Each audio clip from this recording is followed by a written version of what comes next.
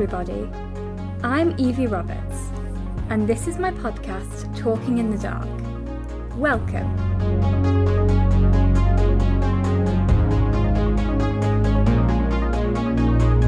The aim of this podcast is to raise awareness about blindness, visual impairment, and disability in general, in a happy and light-hearted way. For those of you that don't know, I am blind. I was born with a condition called bilateral anophthalmia. Try spelling that one. It basically means that when I was born, my eyes didn't develop properly, so I wear prosthetics instead. The goal of this podcast is to remove some of the stigma and stereotypes around disabilities, whilst also having fun at the same time. Each week, I will be interviewing people from all walks of life, including some with hidden or physical disabilities like mine, and getting to know a little bit more about them and the lives they lead. This week, I am very excited to tell you that I will be talking to adventurer, charity founder, broadcaster, and author Ed Jackson. My name is Evie Roberts, and this is my podcast, Talking in the Dark. Welcome.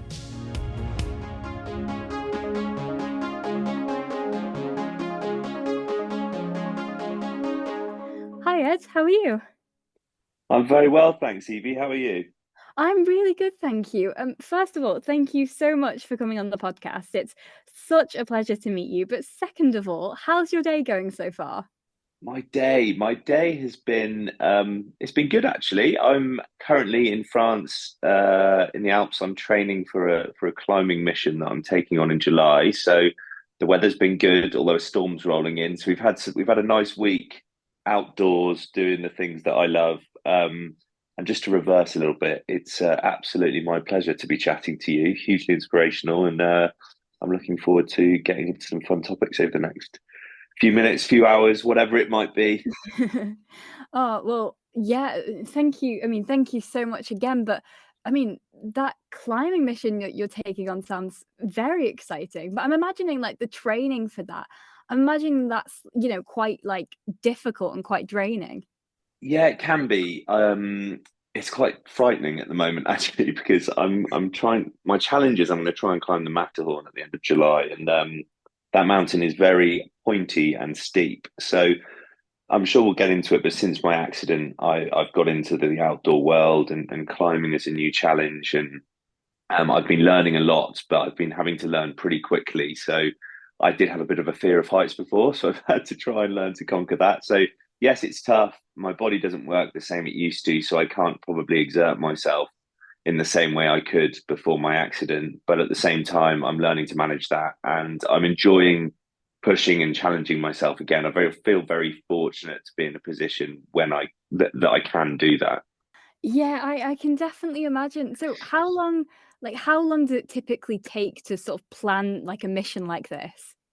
Um, for me, it's usually like a couple of seconds in terms of me deciding I'm going to do it. I just throw crazy ideas out there and then get into the planning stage later. But yeah, it's quite a big undertaking, something like this, because I sort of set my sights on it probably about a year and a half ago, and at that point, there'd be no way that I would have the ability to climb it physically or technically. But that's what makes it an adventure, makes it a challenge. And then that sort of motivates me and inspires me to try and upskill, try and improve and get to the point where it is a possibility. I think like taking on a challenge where you know you're going to succeed, for me, isn't really an adventure. And I'm in it for the adventure. And a lot of the challenges I've taken on, I haven't completed. But then it makes it all the more rewarding when you do complete one that is potentially uncertain and you know that you've only managed to do that because you've put a lot of effort into it. Gosh, yeah, I can totally imagine how incredible that must feel. Now you've kind of already briefly mentioned, but I know that you suffered a spinal cord injury in 2017, and now you have a condition called Brown-Sequard syndrome. So can you begin by telling me a little bit about what your life was like before the accident, and then sort of how the accident happened? Yeah, sure. So I was one of those kids at school who was lucky enough to carry on doing effectively PE for a living. So I ended up becoming a professional rugby player.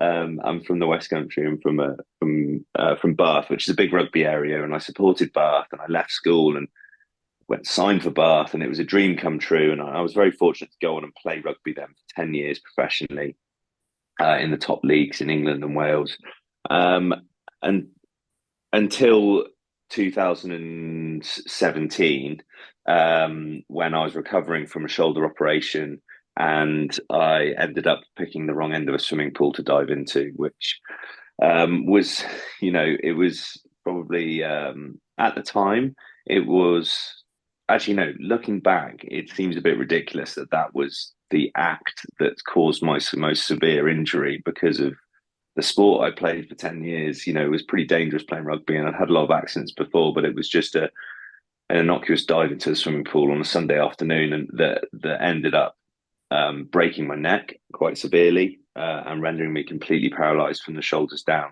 So, I suffered a serious spinal cord injury. Fortunately, the doctors did an amazing job.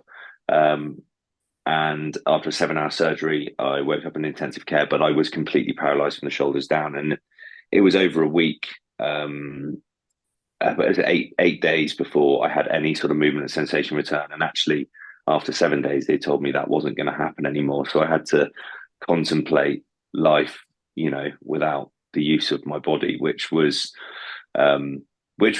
pretty terrifying at the time, as you can imagine. And I'm sure there's a lot of elements of this that you can appreciate, having endured and gone through things and faced trials and tribulations yourself. But in the moment, it's pretty terrifying.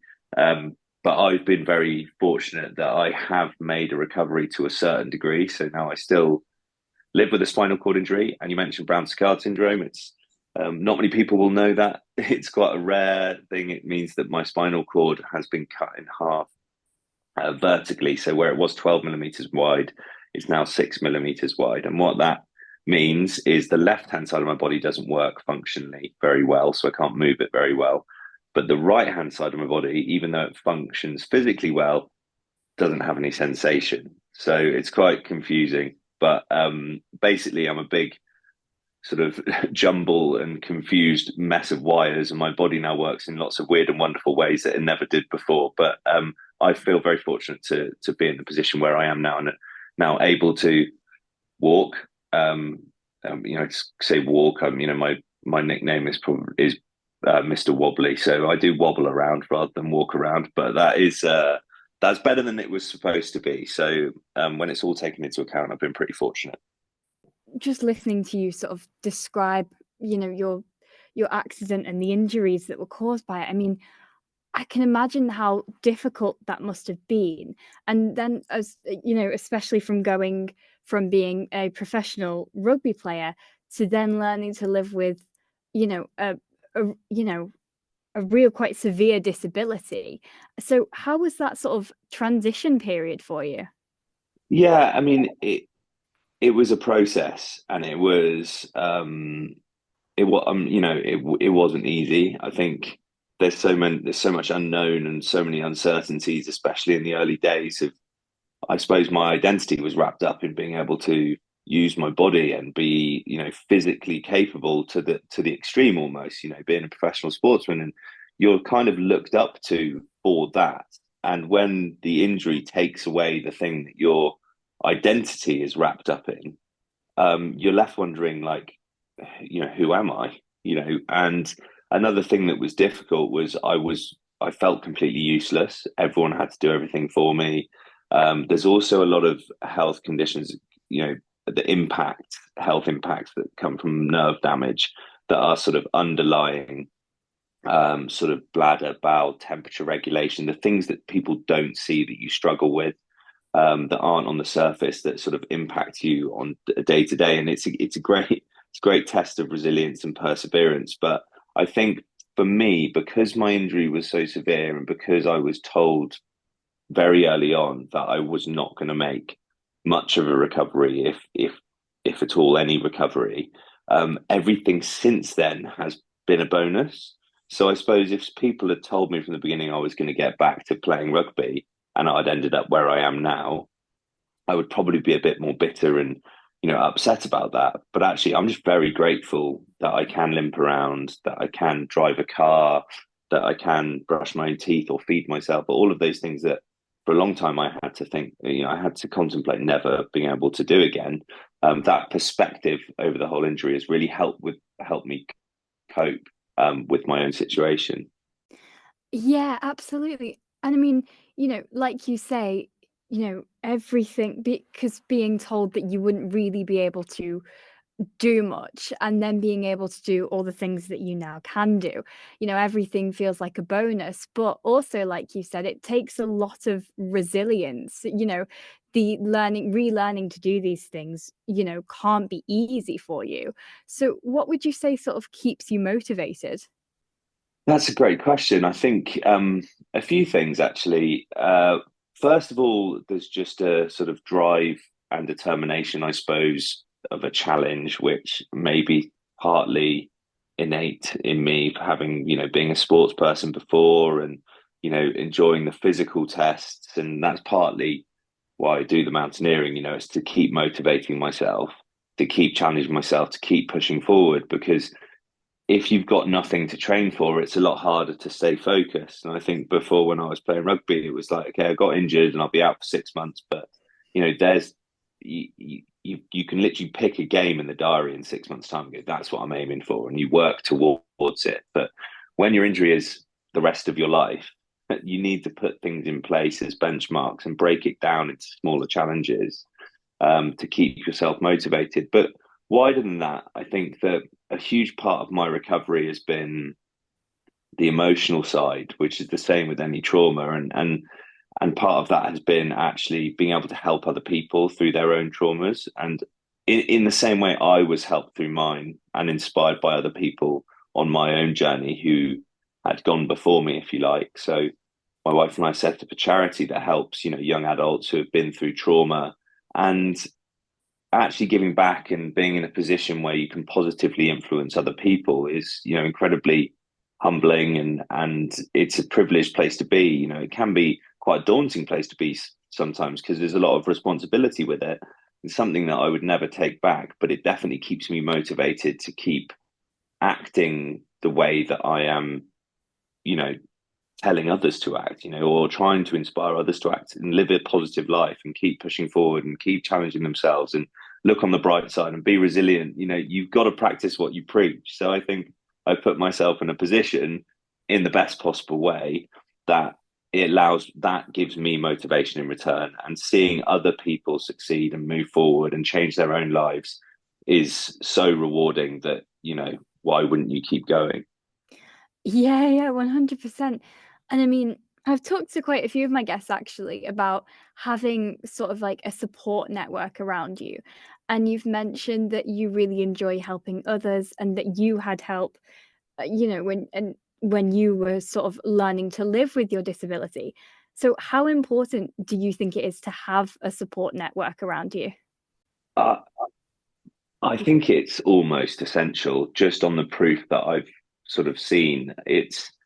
I remember being in the spinal unit and I was there for 4 months, and it shocked me that some people didn't have friends and family coming in to see them at all for months on end. I just assumed that people had those support networks, and I started to sort of feel incredibly, you know, first of all, incredibly lucky that I had such an amazing group of friends and family. But second of all, I started to feel a bit guilty about it because I realized that actually a big part of me getting better was the fact that I had this support network. I had something to get better for. I had people around me who could help facilitate, my physio or my, being at home. Like I moved in with my dad when I left, who was a doctor, and adapted the house and all of these sorts of things. That just wasn't the norm for everyone. So the effect that that had on me was, one, I stopped taking my family and friends for granted, which I think a lot of us do. It's like you Mhm. ignore the phone when your mum calls because you're like, oh god, this can be annoying or it's going to go on forever. Don't do that anymore because you realize actually when everything else is taken away, the only people that are left. But also that was part of the reason why we started the charity. It was like, well, I'm so fortunate to have this support network, and other people don't.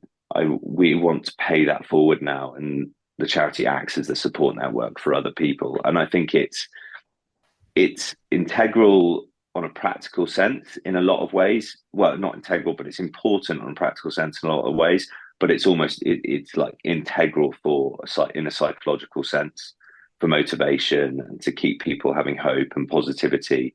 A lot of that comes from the outside in, from the support network. Yeah, yeah, absolutely. And I mean, I can imagine it must be kind of so sometimes really difficult to keep positive. I mean, I definitely know myself from having a disability that there are sometimes where you almost just physically can't look on the bright side, because I think we all have bad days, and there are some days where you just think, oh, why did this have to happen? Um, Yeah, and I do agree with you that, and having that outside influence there, and also having those people to a check that you're okay, b listen to you when you're not, but c help sort of get you back on your, pick you back up again when you're not okay, is a big part of helping you to keep positive. I don't know how you feel about that, but that's definitely what I've experienced. I couldn't agree more, Evie. I think like that support network can pick you back up, but sometimes you're just having a down day because there's things that are harder than they used to be, or you realize that you can't do things that other people can do. And it's not, for me, it's not about denying those frustrations. It's about how do I accept those frustrations and then question myself, is this serving me? Is there any use in me feeling this way? And then just trying to process them and move them on as quickly as possible. But that's a lot easier to do if you're surrounded by other people who are positive and who are helping. It's a lot harder to do when you're by yourself, I think. But out of interest, Evie, I'd love to know from your perspective, like, how do you turn your mood around, or what are the things you like to do, or little tips and tricks when you are having one of those days? I would say, for me, I mean, I think first of all, it's important to accept that it's okay to have those days. You can't be positive 24/7. It's physically impossible. And so Yeah. just accepting that it's okay to have those days where it almost feels like the world is against you in a way, is really important. But there are loads of coping mechanisms that I use to kind of get me back on my feet. I think that it's always good to talk to someone. If you have someone close to you who you can trust enough to just like vent to, and who will listen to you. And sometimes it's not even about them talking back to you or trying to help, but just them being there to listen to you can be really important. Yeah. But I also I love reading, I love writing, I love listening to music. I'm a massive animal lover, and I'm very lucky to have a dog and a cat who are really cute, and I spend a lot of time with when I'm not feeling great. But yeah, those are just sort of some of the things I do when I'm just not having a great day. Yeah, I think I share a lot of those as well, actually. Music and animals. I love animals. What's the name of your dog and your cat? So my dog is called Leo. He's a Labrador cross poodle. He's 7 years old now, but he still acts like a 6-month-old puppy. Um, Yeah. and then we have Elsie, who is a tiny little ginger cat, but still completely rules over the house. Yeah, they always do, don't they, the small ones? I've got an 11-year-old grumpy bulldog called Barry. Oh, He likes sitting on the sofa and watching golf these days rather than going for walks. But he gives me a lot of joy. Animals always do. We've actually, in our family, we've probably got more dogs than humans. When it's Christmas Day, it's absolutely mad. When the family and their dogs descends on my dad's house. But yeah, no, those tips and tricks are, are really important. And I think whatever works for you, you should remember to keep that in your toolkit, because one of my favorite sayings is mood follows action. And like a lot of the time when you're feeling down, you all you want to do is sit in your room or sit in that feeling and wallow in it. And sometimes that's fine, but you just need to be conscious that um, you're not going to. instead of just waiting to feel better, you could do something that makes you feel better. So if you've got things that you like doing, like your music or your animals, or very good advice, speaking to someone, do it. You don't have to stay in that feeling for too long. It's about accepting that feeling. Completely agree with you on that, but doing something about it as well. For me, that's spending time outside, or being with being with animals, or speaking to friends and family, or listening to music. So we share a lot of those, and there are some common traits along others. But it's thinking a lot of time we try and work out what our triggers are, but it's also important thinking about what the opposite is, like our glimmers, like what makes us feel better, and utilizing those as well. Yeah, absolutely, completely agree with you there. Now you've sort of mentioned briefly already, but one of the things I believe that one of the things you were concerned about after your injury was kind of becoming a burden for the people around you. Why do you think that you felt like that?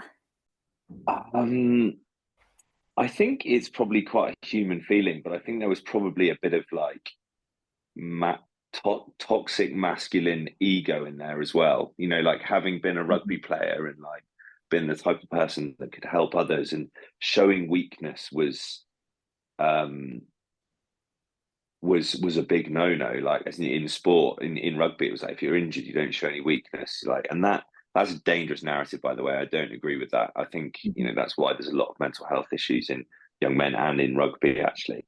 But that's who I was at that time. So all of a sudden, I was the epitome of weakness. I couldn't even feed myself or go to the toilet for myself.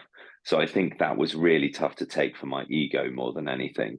And as time went on, you want to be able to provide, you want to be able to do all of these things. And you just don't know if that's ever going to be possible anymore, to the most extreme sense. Can you even get yourself out of bed? Can you even wash yourself? And it was just it was tough to take. And actually, I think probably where my life has evolved to now really was triggered by that feeling of uselessness and being a burden, because there was this pivotal moment after a year when I ended up taking on Snowdon in Wales, when I just started walking again, as like a challenge to try and send a message. But I opened it up on my blog at the time to anyone who wanted to come and join in. I didn't actually think anyone would turn up, but 70 people came who I didn't know. And we ended up with having this amazing weekend and chatting to all of these people. And I realized that there was actually some good coming from the situation I'd been in, the negative situation I'd been in. So it was the first time I'd felt useful in any way for the last year. And I'd kind of, by that point, my mind had just got used to being useless and a burden on people. But then all of a sudden I thought, wow, there's actually people taking something from this, and we're outside and we're sharing our stories, and we're healing together. And that feeling of purpose again, and usefulness, and not being a burden, is something I really grabbed onto and held onto tight, and has now evolved over the last, 7 years or so, 6.5 years since that day on Snowdon, to my own charity and the things we're doing now. So I think you've just made me think of it then, but I think that was actually driven as much by a want to help, but also a reluctance, or having been in so much pain psychologically from being useless up until that point. Yeah, I can completely imagine that. And I can also imagine how much of an incredible feeling it must have been to get to meet all those people and, like you say, to feel useful. And what you just said there about all of you being outside together, sharing your stories and healing together, I kind of latched onto that because I think, and I've always said, it's so great when you can get to talk to people who've, been through hardships, similar situations to you or even completely different, but just to know that you're not alone, just to know that Yeah. there are other people who are going through things, who are struggling, and I think, that can really help you to heal as well. Yeah, absolutely. That sort of strength and community. And um, let me come back to that. But just to rewind a second, like just to sort of round that point off I was making about feeling useless. Of course, I wasn't useless. Like, that was the Mhm. point. Up until that point that I could actively inspire other people to get better, my life could have gone on and been fine. But my perception of myself up until that point was all just about being active, physical sportsman, and that's what I'd lost.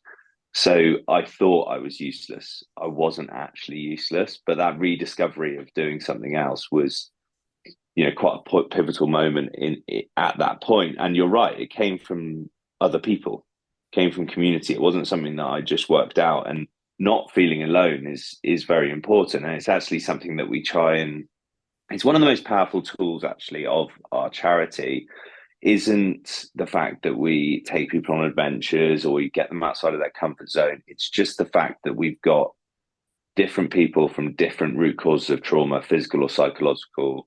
We give them a safe and open space to interact with each other and support each other. And that you're bang on in saying that the first most powerful step is realizing that you're not alone, and it's not abnormal the way you're processing whatever you're going through, and you can share your experiences with other people, and you can positively impact them in the same way they can positively impact you. And I think isolation is the biggest danger, which unfortunately is probably the biggest or the most immediate subconscious urge, especially when you're struggling psychologically, is to isolate yourself. It's hard to put yourself out there. It's hard to go and talk to people and open up, but that is the most important thing you can do. Yeah, absolutely, 100%. And I mean, there's often a big focus on the physical side of a disability, but do you think that, the mental side can be just as challenging? I think the mental side is way more challenging. I think the physical side of a disability can cause mental trauma but actually, a happy person in just to use one example, a happy person in a wheelchair is much better than a sad person walking around. Mm. It's not about necessarily the physical impairment. That's added the extra layer of difficulty to someone's life to a certain extent, whatever the physical impairment might be. But actually, many people with really severe physical impairments, and I'm sure you can speak to this, although their life might be tough, I know loads of people who live the most fulfilling. They're really happy in their situation. Some, they wouldn't change it a lot of the time. And because it's the psychological effects that have happened to them or because of that, that no regrets, not looking back, all of those pieces mean that they're actually the net result of who they are as a human being, which, let's be honest, is not about who you are physically. It's about who you are psychologically, is positive as a result of the challenges they may have had to face. So I actually think like I keep bringing it back to charity, but this is only because I'm working Yeah. constantly with a lot of young people who are going through trauma. So I'm just speaking to the experiences I've had, my own personal experiences, but also with other people. It's not about fixing the physical. It's about just getting people in a positive headspace. As soon as people get to that point of, it's not supposed to be easy, but that point of acceptance and realizing there is a life to live despite what struggles they're facing, that they may not have been facing before, or that maybe that other people don't normally have to face. They realize that there is a life to live after it. That's the main piece. The fact that there's a physical impairment or whatever it might be or challenge, for me, like, I wear my disability proudly. It's harder than it would have used to have been for me on paper, but actually it's just like having brown hair or blue eyes. And this is what your podcast has been great as well, is normalizing these situations. And what other people see as like something to pity someone, what they don't see is the amount of strength that challenge that person had to live with has given them as well in a lot of cases. And I think normalizing the whole disability space is an important thing that needs to keep moving forward, because just because people have a disability doesn't mean they're any weaker or they should be felt sorry for than the next person. Yeah, yeah, I could not agree more with that. And yeah, that is what we're trying to do with the podcast too, because it does need to keep moving forward, like you said. I think that it is moving forward, and it definitely has been in the past few years, but I think there is still a lot more work that probably has to be done before disability is just like a normal part of society that no one really questions. And that point you made about pitying someone because they have a disability, yeah, I think it's it obviously comes from a place of, I think kindness, but Yeah. like you said, there's so much people who have disabilities are so resilient and they have so much strength. People with disabilities don't need to be pitied or treated lesser because they're that little bit different. They need to be treated equally and as humans, which is what we are. So that's, I think that although it has got better over the past few years, there's definitely more that needs to be done there, I think. Yeah, for sure. And I completely agree with you as well. Like most of the time, the pity or the misplaced remarks are just come from a good place. It's just a place of naivety and probably or mistakes or interactions or things that I might have said as well before, because I acquired my disability. So before I didn't have an understanding. Now I know, I'm fortunate enough to work on the Paralympic, I've worked on the last Paralympics and worked in Paris. Some of the strongest people I know, in fact, categorically, probably 80% of the top 20 strongest people I know have disabilities.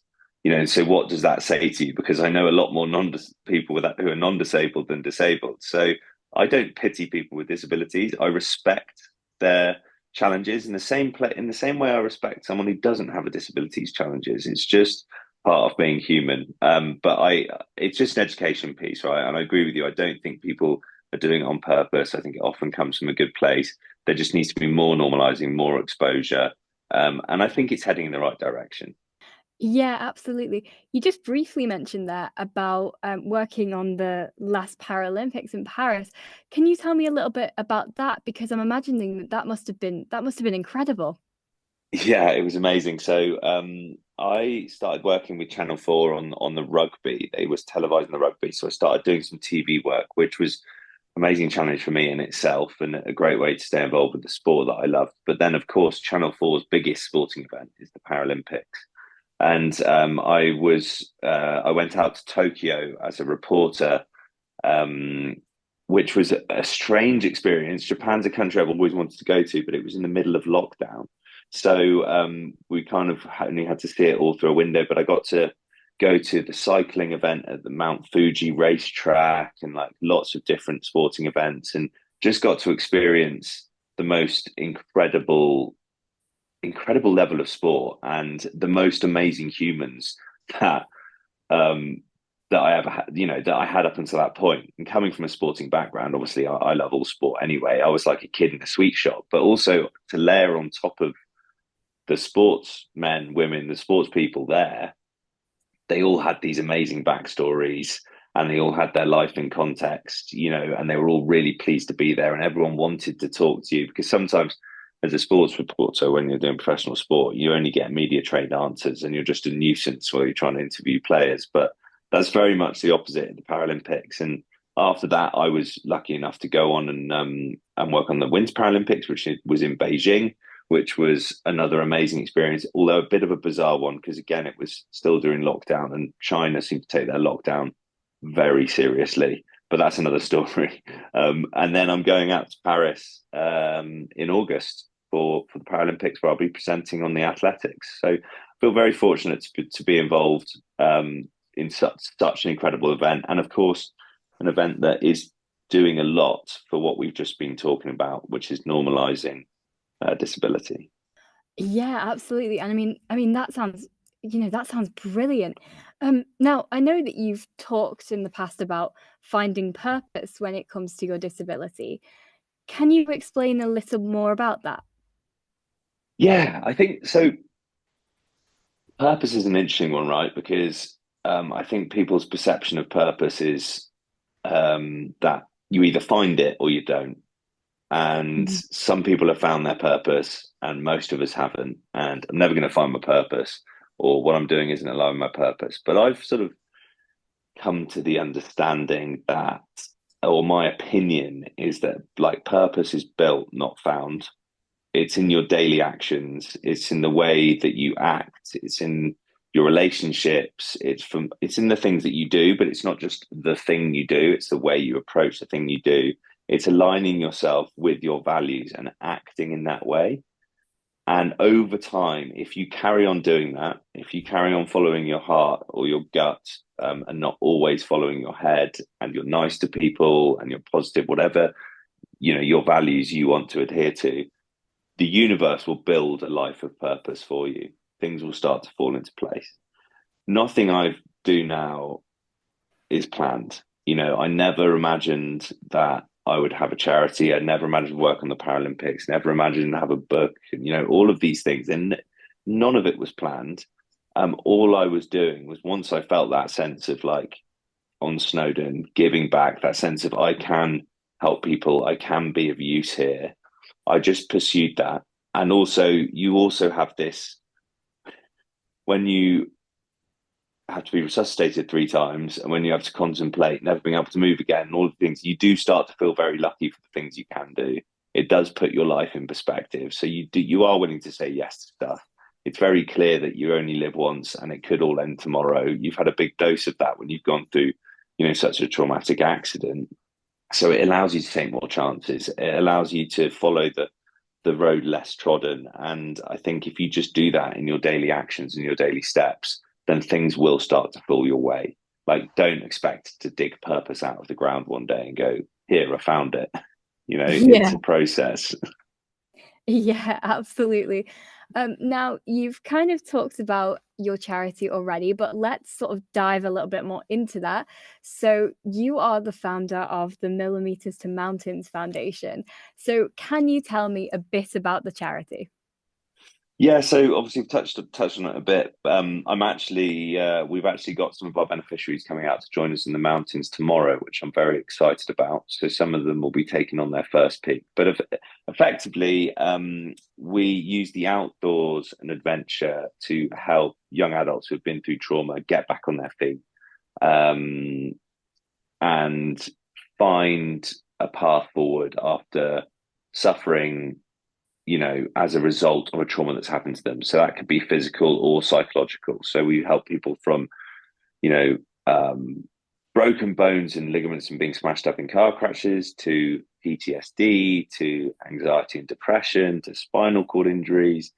You name it, we've got, what a beneficiary for it. And it's just created this amazing community of people that are open to healing themselves, but also getting outside their comfort zone, getting to know other people. And we have a inch wide, mile deep approach where we take on fewer beneficiaries, but we take them on for a 3-year period and really try and turn their lives around. So instead of just taking hundreds of people on one trip, and saying goodbye to them afterwards, like, from my experience, or from, it kind of mirrors my own recovery. It takes longer than that, and there needs to be an action plan in place. And although it's very easy to slip back into the rut you might have been in before, so we build it around a life coaching model, and they all focus on trying to get towards a big challenge. And that can be varying from, we've got wheelchair users up until people who are fully physically able climbing mountains. So there's a full variety there. And then more recently, we're opening it up to more people. So we're starting a Together Outdoors program where we're trying to set up a network around the country of local walking groups. So if anyone in their area has been suffering from trauma, they can join a Together Outdoors walking group and just go for a walk with people and access that community, share their own situations. And as we spoke to earlier, and as you mentioned, have a community that normalizes what they're going through, but could also give them some practical support as well. Yeah, absolutely. And I mean, that sounds, absolutely amazing. And the charity and all the things that you do, it sounds genuinely incredible.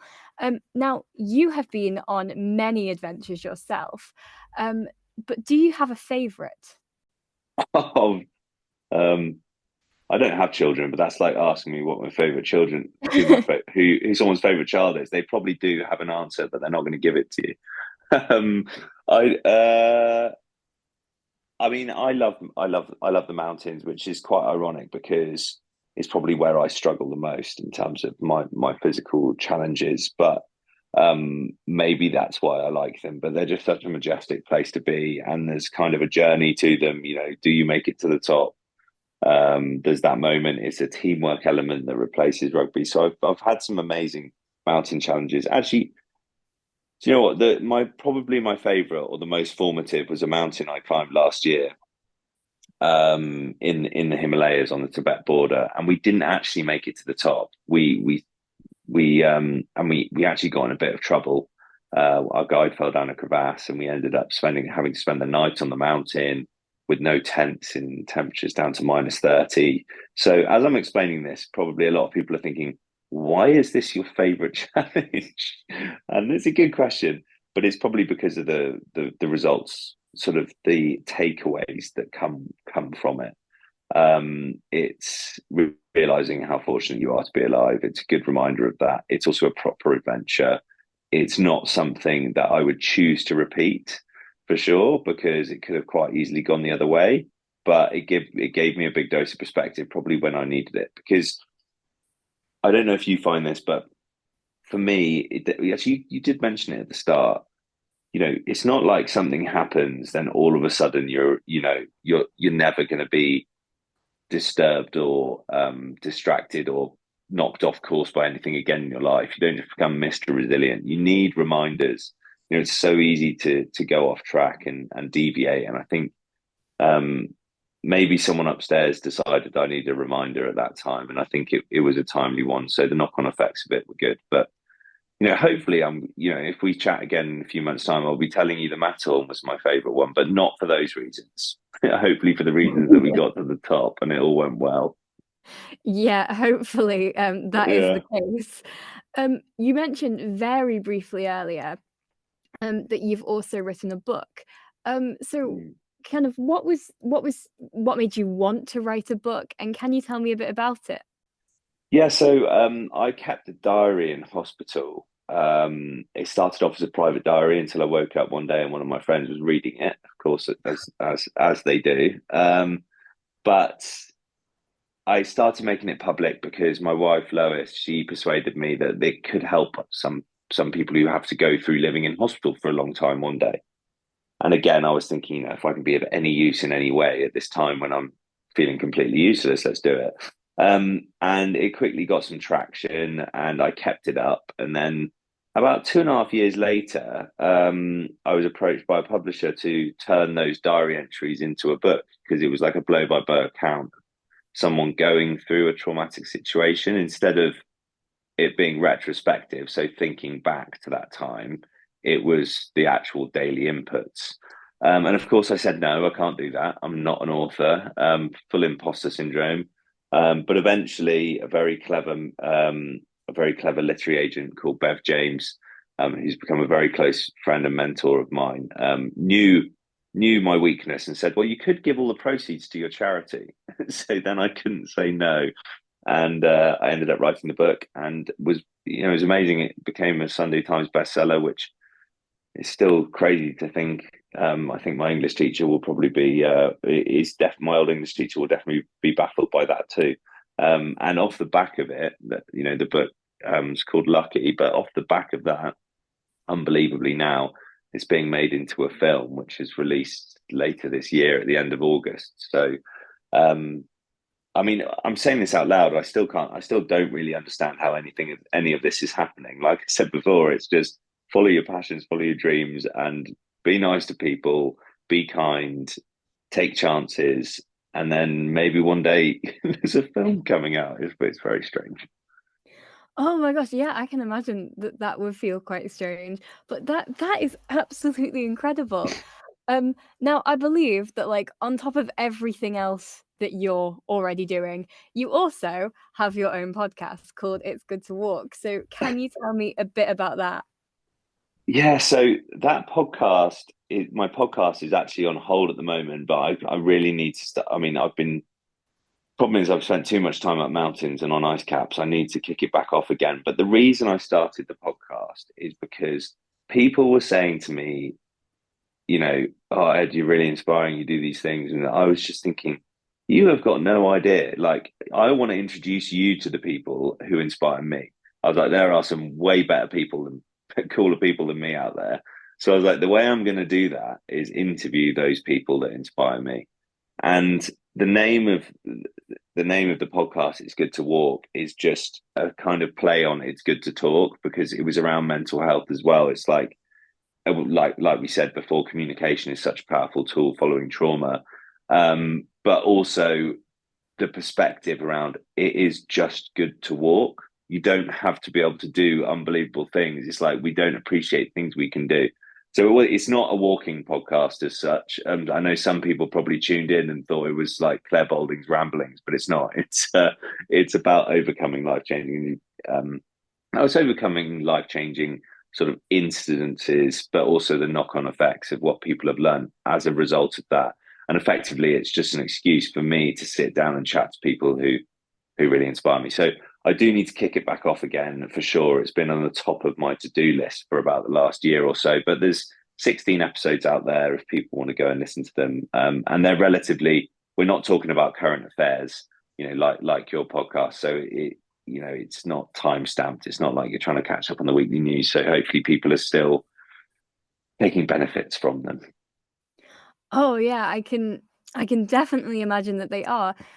So what would you say then has been your proudest moment so far? Proudest moment. That's a good question. I mean, the thing that comes to mind is, I know it sounds really cheesy, but probably marrying my wife.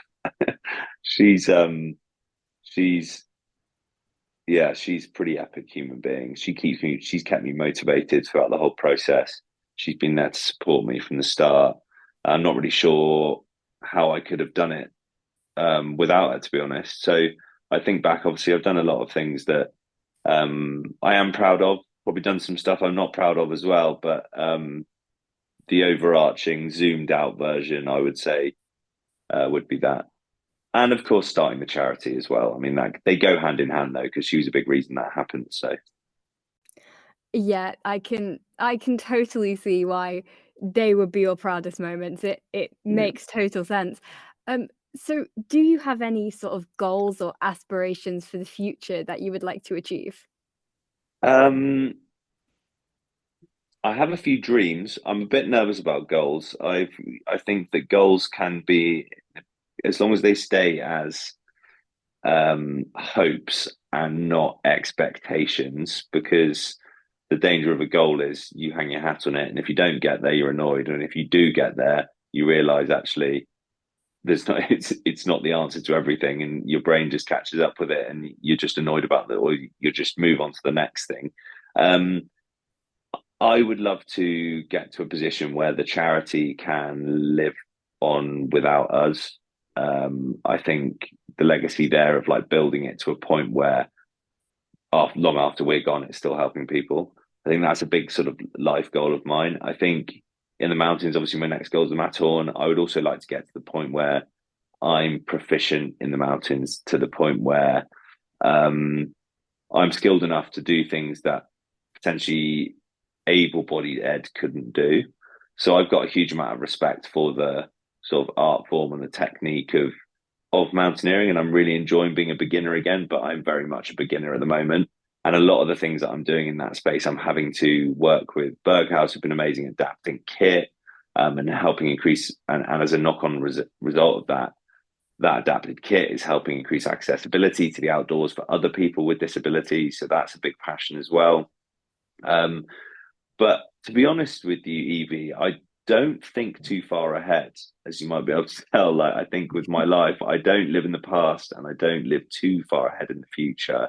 I stay, I try and stay as present as possible. I probably, if you ask Lois, my wife, I should be living in the future a little bit more and starting to plan and diarize stuff and not just going off the cuff. But it's working for me so far at the moment. So yeah, I have dreams and aspirations, but the most of all, I just want to be happy, as happy as possible, and be, I just want to help as many other people to be in that same headspace as I can. So, yeah, that's a long-winded roundabout answer to not really giving you one. No, that is absolutely fine. But yeah, I think what you just said there about, just wanting to be happy. I think that's really important. And also, like you said about not living too far in the past, not reflecting too much, but also not living too far in the future, not constantly sort of planning your next move, just sort of living in the present, living in the moment, and appreciating things as they are. I think that's such an important thing to do, and something that we probably don't do enough, and something that we should probably do a little bit more.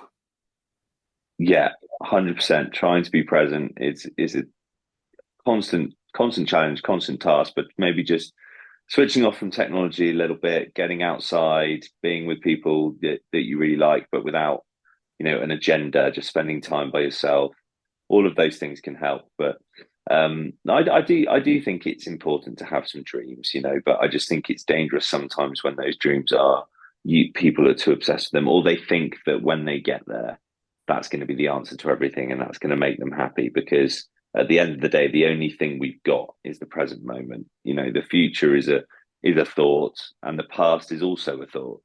So obviously you can't just live completely off the cuff, otherwise you'd end up in a bit of trouble, probably financial trouble because you wouldn't be doing any work. But I think it's staying in that space as much as possible, or at least creating that space in your day, in your week, in your year. It is important. On that, Evie, what are your hopes and dreams for the near future and distant future? Have you got any? Oh, so so next year is my GCSE year. And so once I get that out the way, I think the plan is probably sixth form. I'm gonna stay at the school I'm currently at for sixth form, because that way I can like stay with my friends, and I'm in the same environment. And then after sixth form, I don't know where I'm gonna take it from there, but I know that I want to either take the podcast further, see if I can make that into some sort of career, because I absolutely adore doing it. I love, having the incredible opportunities that I've gotten to speak to such amazing people like yourself, get and have the honor of people sharing their life stories with me. So if I were to make that into a career, that would be really cool. If I can't do that, I would love to maybe have a career in radio or something like that. That's a great idea, and I think you definitely should keep it going. It's an amazing, amazing podcast, and I'm sure it'll carry on being a huge success. But also at the same time, um, you're not old enough to have your life worked out yet. I don't think most people do, and they shouldn't do either. So don't ever get stressed about it. But I think, please don't ever stop doing the podcast. Thank you. I really hope that I will never stop doing it, because honestly, I love it so much. And actually, on that note, thank you so much for coming on the podcast today. Genuinely, you are such an incredible person. Everything that you do, from the charity to your book to your podcast to all the adventures you go on, is absolutely remarkable. I know you say that there are loads of people around you who you see as inspirational, but I think that you are genuinely inspirational as well. And so thank you so much for giving me your time today. It genuinely does mean the world. No, Evie, it's absolutely my pleasure. I can say exactly the same thing to you. So thank you for having me on. I've really enjoyed it. Oh, I'm so glad, and I've really enjoyed talking to you too. And thank you to my audience for listening, and I will see you all next time.